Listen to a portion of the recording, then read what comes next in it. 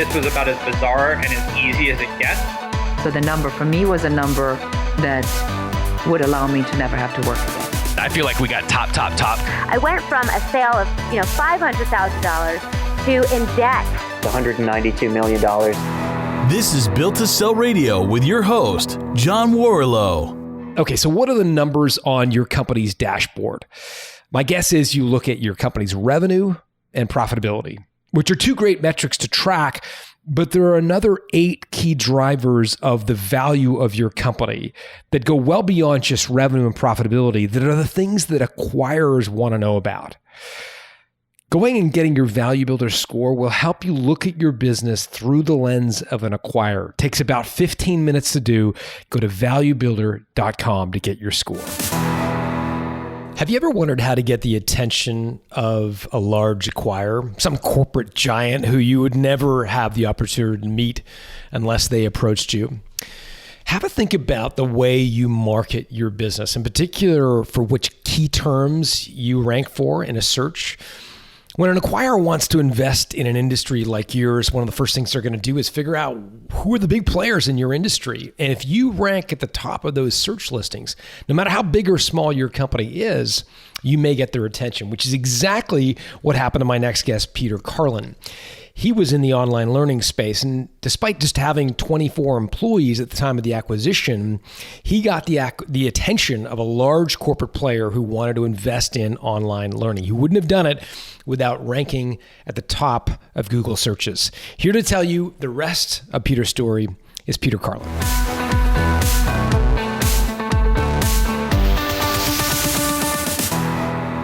Peter Carlin, welcome to Built to Sell Radio.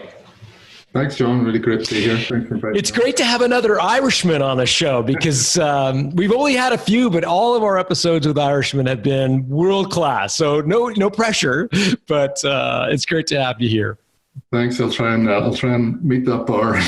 Your countrymen, you've got to make sure you level it up for you guys. So you're based in Belfast.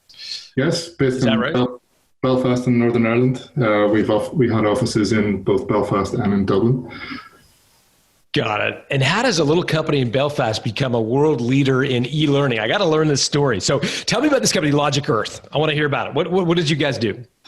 Well, 10 years ago, in the middle of the worst financial crisis that I can remember, my business partner and I, Paul McKay, left employment. We were working in an IT training business.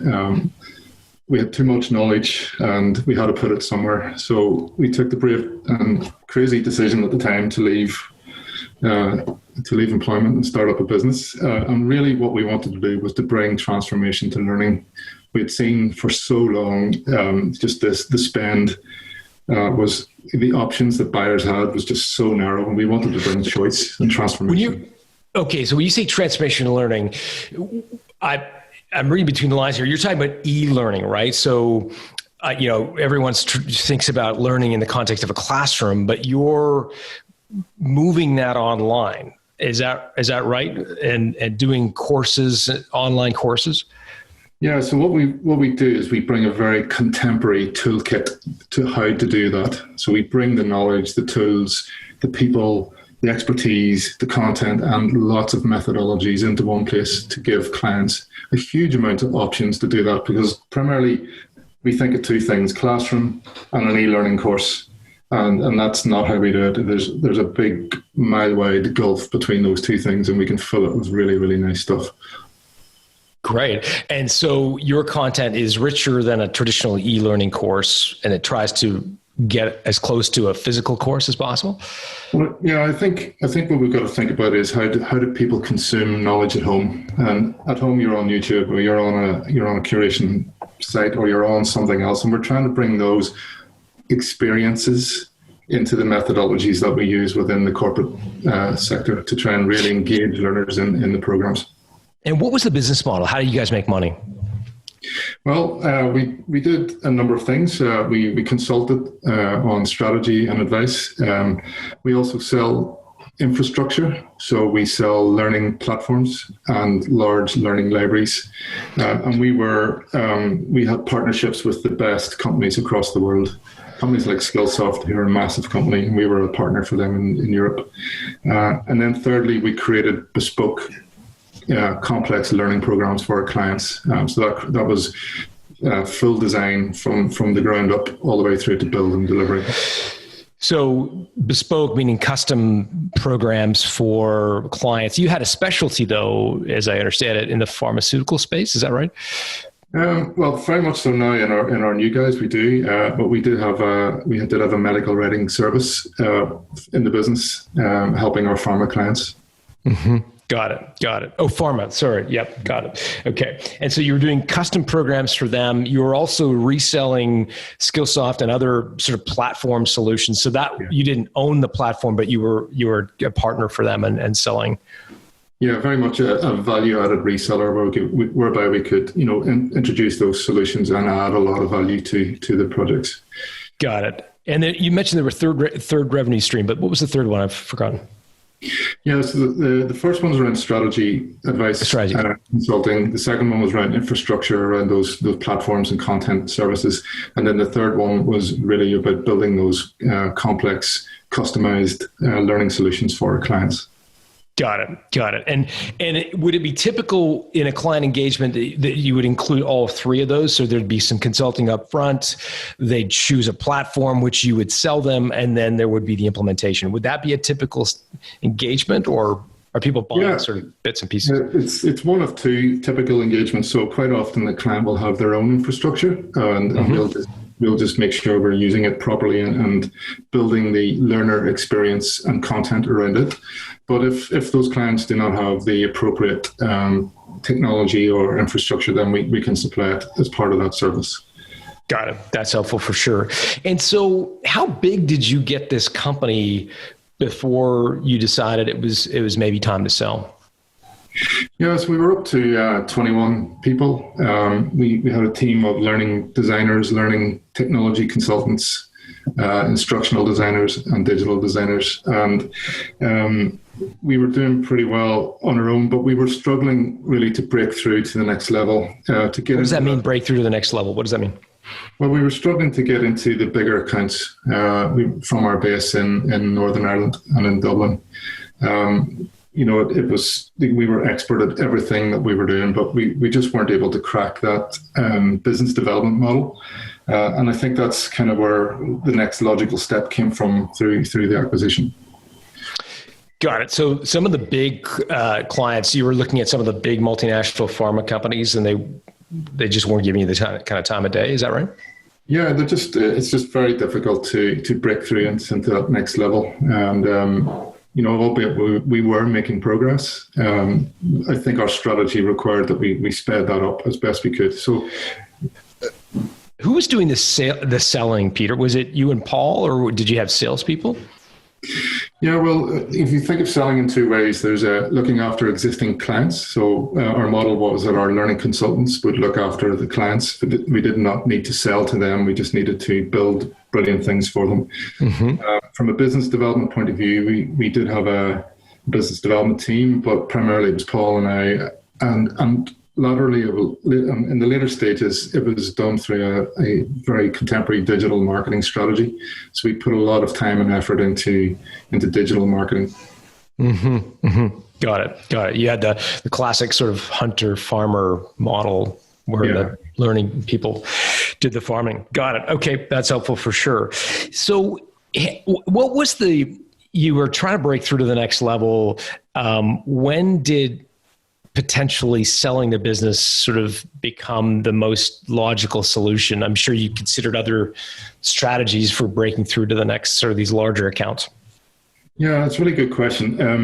I suppose over the years, we have been approached several times. And in the first couple of times, it was quite a surprise. It was a nice feeling.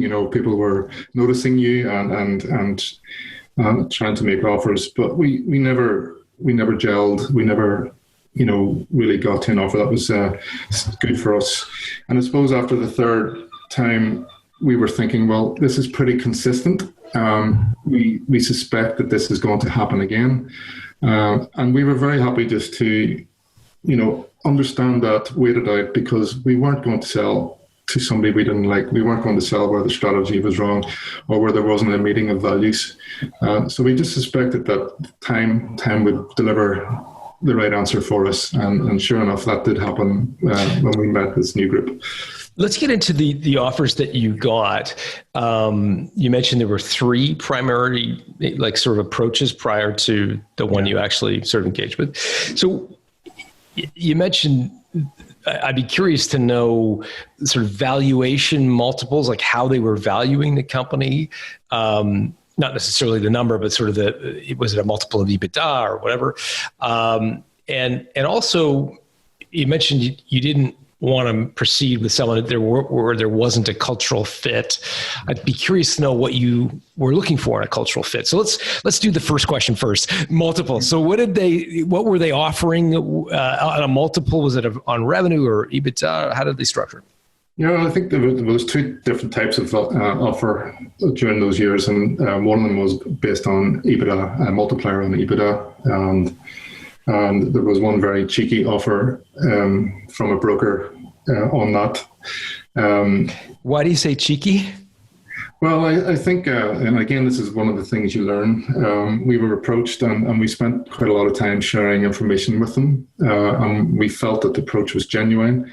And then at the last minute, we were introduced to a more senior person who turned up in a meeting full of fanfare and offered us basically a salary and this dream that the company who would be buying us would be fantastic for us. So we closed that negotiation down quite quickly. So let me get this straight. So they came to you. Did they put a number on the table before the senior person came in and basically tried to hire you? Yes, they were intimating there was a multiplier on the table. It started with 3.5 times EBITDA, which we weren't entertaining. So he started at 3.5 times EBITDA, and then the senior guy comes in and takes the 3.5 times EBITDA off the table?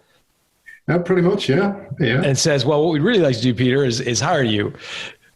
Well, he went to the lowest common point in the thing, going, you're not worth this and you're not worth that. And you're worth a salary, and this is what's on the table. Take it or leave it. And we kind of had That's mind-boggling. Yeah. How big a company do you have at this stage? I think we were turning over about $2 million. We had about 15 people on the team. Right. Still quite early on, but it was just one of those funny experiences. But it leaves you with a good experience for the next time. But you know what? I think it's actually very educational, because a lot of the listeners to this program would be fielding those sorts of approaches right now in the wake of COVID, or in the midst of COVID, I should say. A lot of businesses have been, their performance is down, and there's a lot of bottom feeders out there trying to buy companies for pennies on the dollar. And they're using these pitches, good cop, bad cop, where kind of a good cop rolls in and says, we'd like to, offer you 3.5 times EBITDA. Bad cop comes in and says, you're worthless. So what was your emotional reaction to the senior guy coming in and saying, well, you're not worth anything? I think I went through a few seconds of anger, going, you've completely wasted our time. And then it just turned into laughter, because, I just wrote it off as an interesting experience that wouldn't happen again, So, it really taught us to kind of approach the conversations in a very different way the next time, to really just suss out the seriousness of the approach and who was behind it and why, and ask all the really hard questions up front. What questions can you ask up front to determine the seriousness of an acquisition offer? I think you can be very, very blunt about everything. I think they're coming to you in most cases. They've made the approach, and I think it's okay to ask who's funding this. Who's funding it? Yeah. What is their strategy? What bits of my business do they like? which bits of my business do they not like, how they see a strategy going forward in terms of growth and integration, and ask about timing. So I wouldn't put any restrictions on what you can ask. And were those questions not ones that you asked the initial, person who put the 3.5 times number on the table? No, we didn't. We didn't ask as many questions as we should have, but it's definitely, you learn through those experiences. Yeah, which is why we do this show. So that's helpful. So you had the cheeky offer. What were the subsequent offers? Were they around that 3.5 times EBITDA, or what was the range you were starting to kind of triangulate around? Yeah, I think that was that was a starting point. There was a trend there around that starting point, around that 3.5 number. It's obviously an opening to negotiation, which should move. The next offer came in, and there were shares on the table of the other business, and again, that wasn't a model that suited us. Why not? They were much nicer people, but it wasn't a model that suited us at the time. What was it about taking shares in their company that was not a fit? Well, I suppose we weren't 100% sure of their 3 to 5 year strategy. I don't think we had an objection to taking shares as such, but we just weren't 100% sure of where their strategy was going, and felt, it was a bit of a risk for our own personal outcome. And when you take shares as compensation, I guess you also have to try to determine how they're valuing those shares. Did you get into that at all and try to see what their valuation model was for their own shares to determine whether that was undervaluing them or overvaluing them? Yeah, well, I think we kind of were using our gut feel quite a lot as well, to say, like, we really like these people. We could really like their point of view and their technology and where they were going, but we weren't sure of the future strategy in terms of their share growth, and couldn't see how that was going to give us a return. Got it. So how did you end up going from sort of reacting to offers to proactively kind of considering them? What was your next step to sort of formalize your decision to sell? Well, we didn't actually make that jump. I think what we could see was there was a consistency of approach. There's maybe an approach every 12, 13 months. And the first few times it was quite a surprise. It was a nice feeling. We couldn't find the fit, but what we guessed was that, that sort of consistency would increase, because we were really punching above our weight in terms of our digital marketing. So our brand was getting noticed worldwide. And those approaches, we did get another approach, and it started off as a conversation around a strategic partnership. But as we got to know them and they got to know us, we could see that the fit was fantastic, real creative group of people. And then the discussion progressed from there, from being a strategic partnership into an M&A. Got it. When you say punching above your weight in terms of digital media, describe that. What does that mean? Well, we were a small company. We had big ideas. We had big ambitions. We have a very, strong proposition about what we want to do and what we want to achieve. We wanted to change the world of corporate learning, and we wanted to do it quickly. So we put a lot of effort into, an SEO strategy, into campaigns. We put in a marketing automation system. We rebuilt our website. We were blogging nearly twice a week. So our messages and our marketing statistics were growing and growing and growing. The website visits, the number of keywords that we were ranking for, and the traffic to the site was just increasing every day. And there was great conversations going on around the world about what we were talking about. So we looked bigger than what we were. The other companies that you were ranking with, so if somebody typed in corporate learning, you were up there at the top of the search.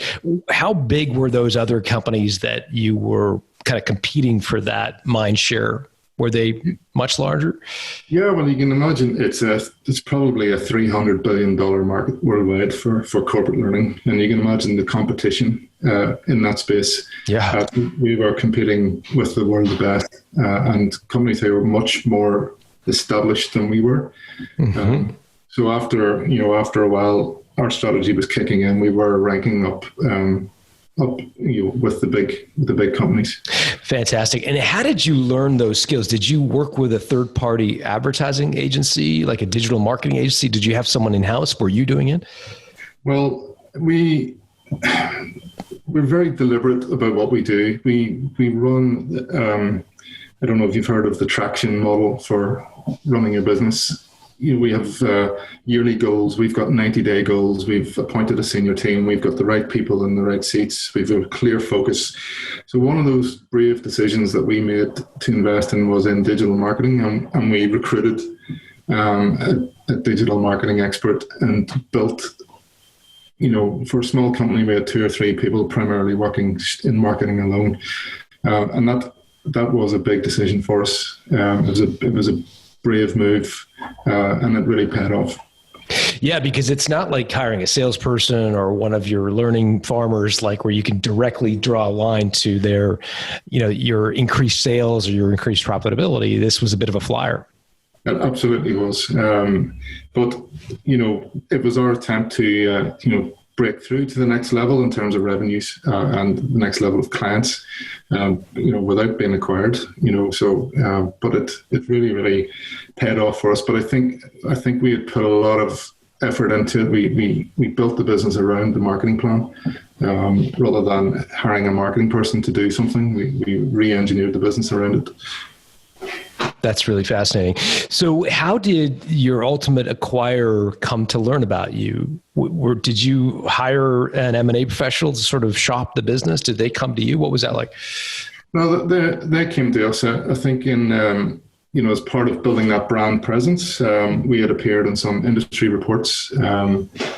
We've appeared on a really nice competitive grid developed by the Fuzzway Group, who are experts in the learning field.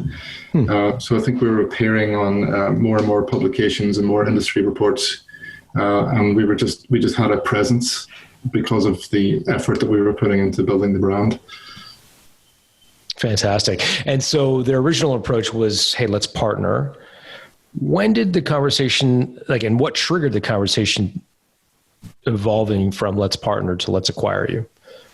Yeah, so the company they acquired is called the Creative Engagement Group, and they have a number of agencies, but they have a very big client base. And they could see that their clients were requiring more and more and more services in digital learning in particular, and in learning design. And, I think they were looking for a partner who could fill what they call that white space in their client set.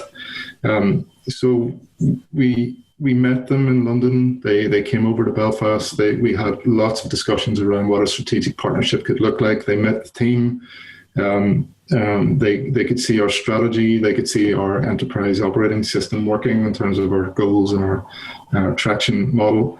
And we started to learn about them. We were able to, inquire deeply about what they were doing, about their approach and their values and their culture and their people. And we could just see this really lovely picture building up of the approach that they have.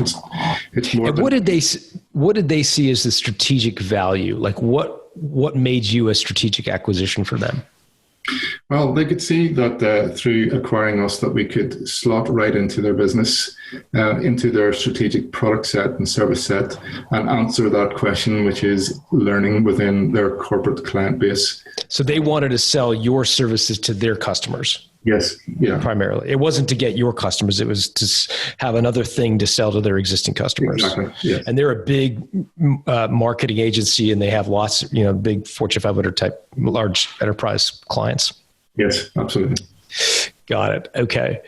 And so how did they value the company? I'd be particularly interested in, you had these 3 very disparate lines of revenue, right? The consulting, reselling the platform, and the actual bespoke creation. what was did they get into how they valued those 3 different revenue streams? Yeah, they spent a lot of time trying to understand the proposition that we were bringing to our client base. I think, reselling software licenses and content was pretty new to them, but we spent a lot of time explaining why that was beneficial.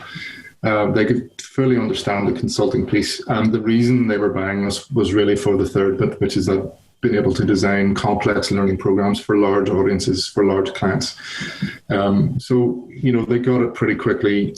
I think what they had to do was really knit together the picture of their other agencies and how we would fit in, and having that piece where the whole is greater than the sum of the parts in many ways. And that's pretty much what we've been doing since we started with them. E-learning is such a hot industry. And I would imagine, as you've described, the primary driver of your value in their eyes were these learning professionals, the designers and the implementers, the people. How did you go about retaining them? Because I would imagine those employees were very highly sought after, often recruited or attempted to be recruited away. How did you retain them? Well, I think because we are very structured in what we do, and we're very deliberate in the traction model that we have is that the team are all involved in the decisions that we make. They're all involved in executing those decisions and helping us move on. We're also involved in really highly creative projects, and I think they really love our client base and the complexity and the creativity of what we do. So they could see that by joining the group, and they all got to meet the other teams, and they all got to understand what the other company was doing. They could see that level of creativity was really just going to keep increasing. So I think we've got a really strong value proposition for our team as well as for our clients. Got it. So this sort of flirting gets serious when they move from partnership to acquisition. At what point in the process did they put an offer in front of you? Well, it was there was a good number of months just getting to know each other, which was nice. It was a nice time period. So later on in that, several months later, there was they discussed about an acquisition. And how did that come up in conversation? Do you remember? Was it over a pint or coffee, or how did that come out? How did that sort of raise its specter? Yeah, it might have been over a pint of Guinness somewhere. It just felt like the next logical step to take. We were equally both interested in both routes at the time, and the first thing we had to do was really agree ahead of terms about what the nature of the deal might look like. And ahead of terms for our North American listeners is like a letter of intent, right? It's a deal sheet. It's a set of deal terms that would provide the construct for a deal. Absolutely, yes. It's a general agreement before you get into the detail. And so, what was the nature of the head of terms? Like, what did you guys discuss? What did you agree to? Well, we discussed how the construct of the financial arrangement might work. There's lots of options on the table, and we went through each of them. I think we all came to a good conclusion. What were you considering when you say there are lots of options? What were the range of options you guys were discussing in terms of the way to structure it financially? Yeah, essentially it's looking at a multiplier on the EBITDA is generally the way things go. But we were also able to look at the future, over the next 3 years, what could we do? And we discussed how the contract could take that into consideration. So we looked at a future earning strategy. Got it. So kind of the difference between upfront cash versus earnout. And was it an earnout that you discussed primarily, or were there other ways that you could participate in the future, or was it really focused in on the earnout piece? Yeah, well, the earnout is was looking at the EBITDA of the business in the future term, so in the next 3 years. So that's where the calculation came to. Got it. And where did you and Paul land on the importance of sort of cash up front versus, future earnout? Did you guys have a number in mind or a percentage? Like what was important to you? Yeah, I think, there's lots of variables in this type of calculation. And, I think you have to be very content about your ability to go in and acquire, get into that client base and make progress with it. And we spent a lot of time just talking about the practical aspects of integrating with the new sales team, integrating with other parts of the business, further developing the value proposition, how that might go down, the type of clients that they have, the relationships with those clients. So I suspect that 90% of our discussions were based at that very practical level about how are we going to do this and how will that work, more so than the numbers. The numbers looked after themselves mostly. In what way did they look after themselves? I mean, were you satisfied with the upfront cash that if the earnout didn't come through, it was okay? Or what do you mean by the numbers sort of took care of themselves? Yeah, well, I think there's obviously a balance between upfront cash and the future state. Now, this is before COVID, so we had to take a really practical view of what may or may not happen in terms of the future value and get the balance right between the upfront cash and the future potential. Mm-hmm. Yeah, and so if you're unable to answer this question for your own sake, if you were advising an entrepreneur, what do you think is a reasonable proportion of kind of upfront versus earnout that they should be happy with or consider? Yeah, I would find it hard to answer that specifically, not because I'm withholding information. It's more you have to be really sure that the fit is right, the cultural fit, the strategy is right, and the outcome is right for you. And if you can really get to that point where you're happy with all of those things, then I think you'll know what the calculation is going to be. I suspect though that you'd want to ask for as much as you can get away with. Mm-hmm. Mm-hmm. Yeah, because the natural inclination is for the acquirer to put as little cash up front and put it all sort of on the future of the deal. And yeah, I think what we learned, because everything is a negotiation. Absolutely every element is a negotiation. So you just got to be prepared to negotiate every single aspect of the agreement. Yeah, but you were fairly friendly with these guys. It sounds like you've been talking about a strategic partnership. And in what way was your coziness a liability when it came to negotiating the actual deal terms? I don't think it restricted us. I think what we learned to do, and looking back, what I'd maybe do slightly differently is just to make sure that everybody, like on both sides, have all of their negotiating points raised in one place. I've gone through this in the past as well, and you could see that sometimes those points were dripped into the discussion. And it wasn't through bad intent. It's just the way it happened. So I think if I was to do it again, I'd make sure that all the negotiating points are brought to the table as quickly as possible in a short period of time, where you can see the entire picture in one go, but still be able to address each point. And what would be on your list of negotiation points to make sure we're covered in the first conversation? So obviously, the overall price is one. What are the other 4 or 5 kind of terms that you think are important to get up front? Yeah, well, I think it's important then because we were also interested in the health and nature of the business afterwards. So it was really negotiating how we were going to grow the business, not only within their own client base, but out to the world.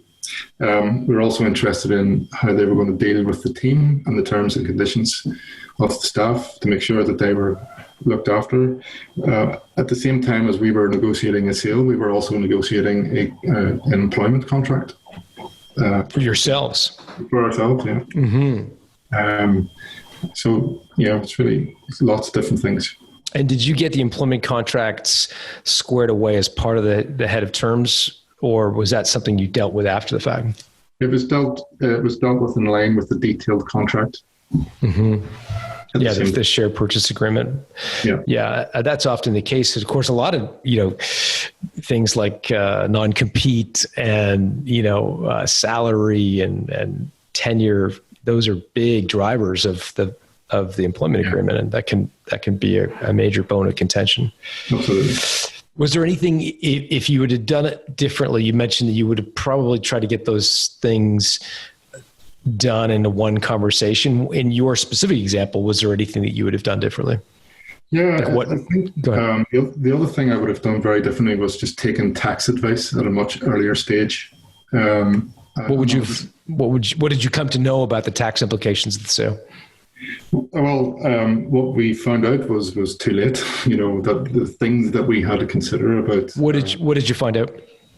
Well, it was pretty much about UK capital gains tax. And the route and how that works in detail, and the timing of how all of that works, and when, what constitutes capital gains and what doesn't. So it was all really complicated. I know in North America, there's this concept that, again, I don't know if it's the same in the UK, but there's this concept of buying assets or shares. Shares are considered capital gains. And again, I'm going way beyond my pay grade even talking about this, but can be treated differently depending on the way, the tax jurisdiction you're in. Was that the same in your case? They were buying essentially your assets, which didn't allow you to take advantage of the capital gains exemption or preferred tax rates? Is that? Yeah, there were different parts to it. Okay. It's very much based on the initial consideration versus the duration of the earn-out. So my advice would be get a really good tax advisor early in the process when when things are making momentum or gathering momentum is yeah. Before you agree to that head of terms, that letter of intent, well before that, you really want to engage a tax accountant to talk about. Even in some cases, at least in North America, there are some provisions where you have to hold shares for a certain period of time in order to enjoy that preferred capital gains exemption. And so you even want to talk to an accountant even before, years before really that you're ready to pull the trigger, just to make sure that you're taking advantage of every sort of tax. I don't want to call them loopholes because they're not loopholes. They're tax, the tax system as it's written. Yeah, I think you really have to consider that, the due diligence, the agreeing the heads of terms and going through the final negotiations on the contract takes a lot of time. At the same time, you're trying to run a business and grow a business. And then, throwing in tax complications at the last minute is not what you want to do, No. Let me ask you, how has COVID impacted your business? Well, it's funny because we set up the business in the middle of a financial crisis and sold it in April of this year in the middle of a pandemic. You have a thing for disasters. Yeah. And COVID has meant that we've all had to work from home. We've all had to figure out how to do that, and also deal with a lot of companies who are speeding up their transformation of learning and speeding up that move out of the physical classroom and into the virtual world of delivering learning. So we have just been absolutely flat out helping clients do that. I would imagine, yeah, because everybody's building a learning course of some sort. Everybody's got to teach their employees that they would have relied on classroom training in the past. Yeah. So it's been good for your business. It's been good, and we're trying to educate our clients not to move from a physical classroom just to a virtual classroom because we are all zoomed out already. Do not put us in front of more cameras. Yeah. So we're giving them those really contemporary methods in the middle of all that to allow people to self-learn and learn from each other. Got it. I think I want to go back to the deal terms for a second, because I think a lot of the people that listen to this show will have some level of earnout associated with their sale. Some will try to negotiate as much up front, but others will have to sort of deal with an earnout. Now, of course, earnouts can go fabulously well. There are lots of examples of incredible payouts. Equally, there are some where it's a challenge because it's hard to run a company within another company. So first of all, on the upside, were you able to or how did you structure things so that you could enjoy the upside? In other words, is there a cap to your ultimate payout? If things go spectacularly well, is there a limit to how well you could do, or is it sort of sky's the limit? I think most people starting a business would have a naive notion that somebody will come along someday and just offer you a big pot of cash for you to sell it. And I think unless you're in a real spectacular industry where that happens, then that's fine, but don't expect it. What to expect is a tough negotiation. It's going to look, they're going to come at it from their best point of view. Everything will have to be negotiated, and, expect a cap, expect lots of different things that you haven't thought of to be brought into those negotiations, and don't expect it to be easy. What would you tell people to be aware of in this kind of bucket or this category of, things that you probably aren't ready or you're not expecting? Like, what sorts of things would you expect to see in that bucket? Yeah, well, I think you have to take steps to prepare yourself for a sale, and that's what we have done a pretty good job at over the years, because we wanted to be organized, we wanted to be ahead of ourselves whenever the right moment came. And you have to have a real clear vision of what you do. You have to have a real clear understanding of why you make a difference in your industry. You have to be able to demonstrate that. You have to be able to demonstrate your focus and your commitment to growth, and have all of those things ready. And when it comes to the sale, if you are very well prepared and have all of that really in good shape and well thought out, then the process that you go through will be much more robotic. It'll be much more one thing after another, and being able to get over lots of the simple hurdles, or probably the most complicated hurdles, quite easily. But you've got to expect difficult conversations around valuation, around what your makeup of your clients are worth, around your recurring revenues, and being able to demonstrate why you're in good shape. Got it. So as you approach your earnout, expect the acquirer to have some sort of cap to your potential earnings, even in a spectacular outcome. What about the downside risk? Things we've heard of on this show is, I walked into an earnout with the best intentions, and then the acquirer recast my profit and loss statement with a bunch of head office expenses, or, they promised that they'd get me in to see X, Y, and Z client. When I asked the sales rep to introduce me, he or she said, "No friggin' way are we going to introduce you to our best clients. I don't care what your earnout is. That's my client." I'm sure you heard similar horror stories. Yeah, I think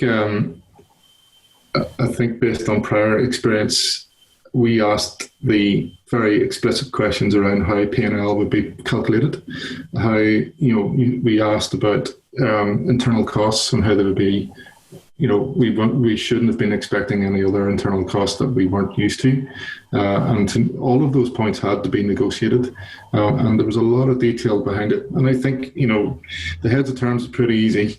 The hardest part is the detail in the share purchase agreement, the absolute detail, and you really need to find the time to clear your head and to go into the nth level of detail about what might happen in terms of those things.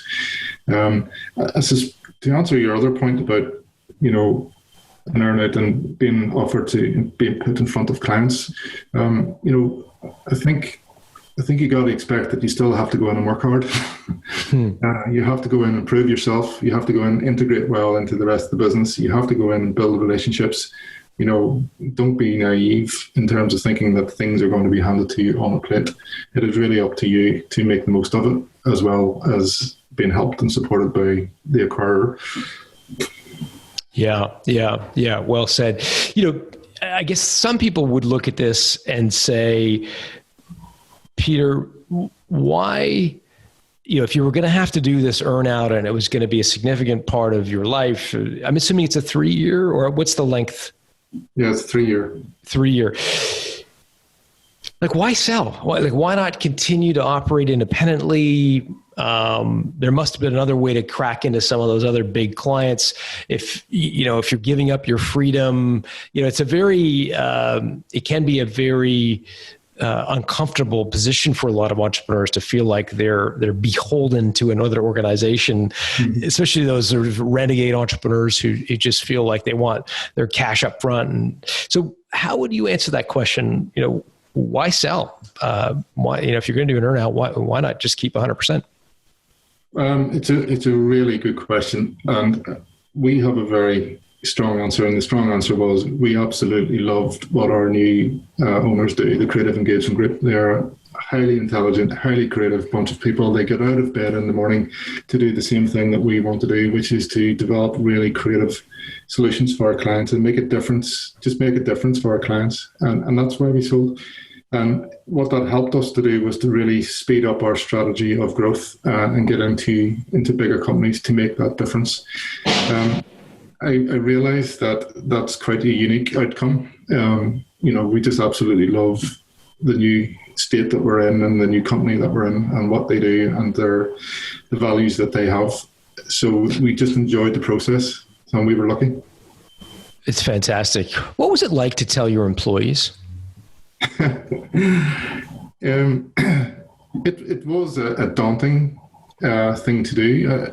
I think it didn't really come as a complete surprise because they had met quite a few people from the company.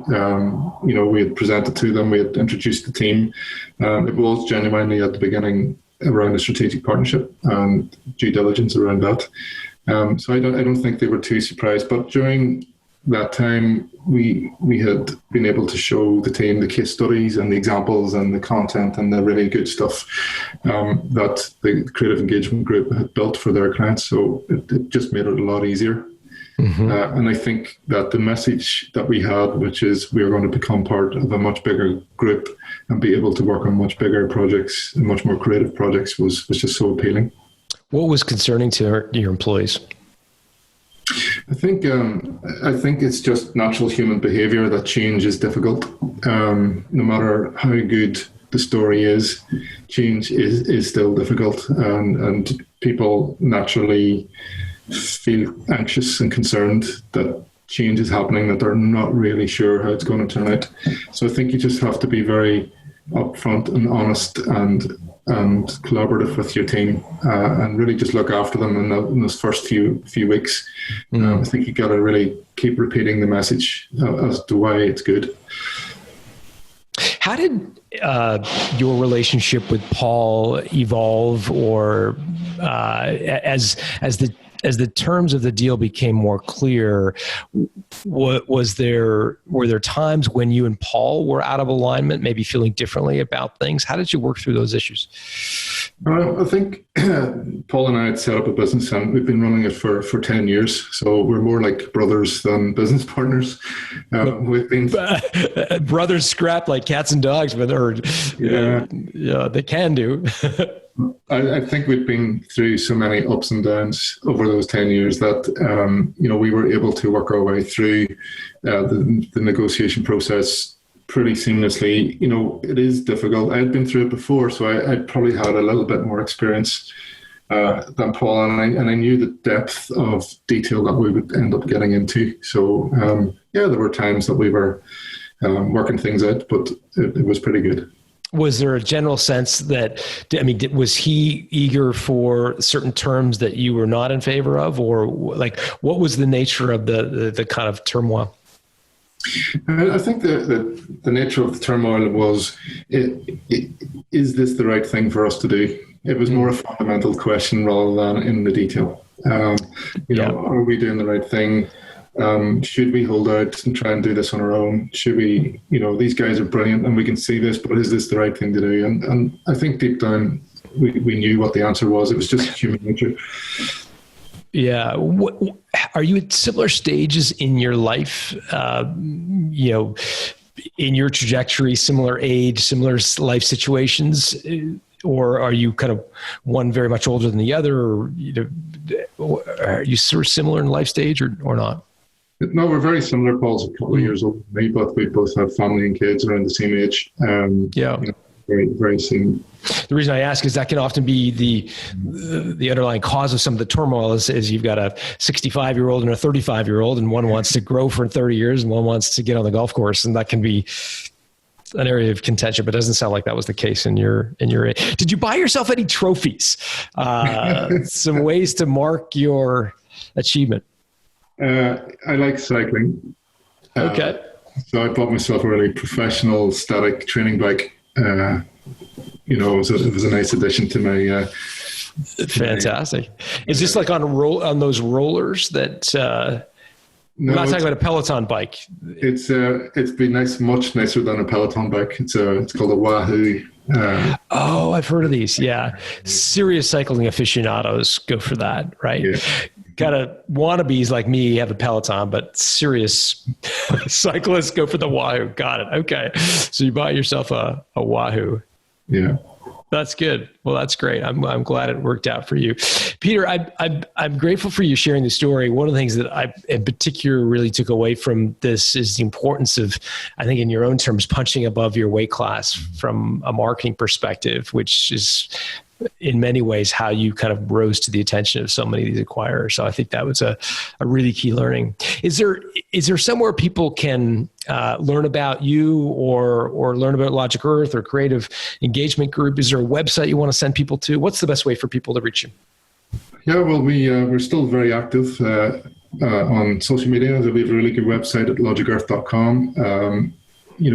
Take time to visit the TCEG.com, which is the Creative Engagement Group, because they do so many wonderful things. I'm on Twitter as @Logicearth. Great. So lots of connections there. And I think you're relatively easy to find on LinkedIn as well. And we'll put all that in the show notes at builttosell.com. Peter, thanks for doing this. Thanks, John. It's been a pleasure.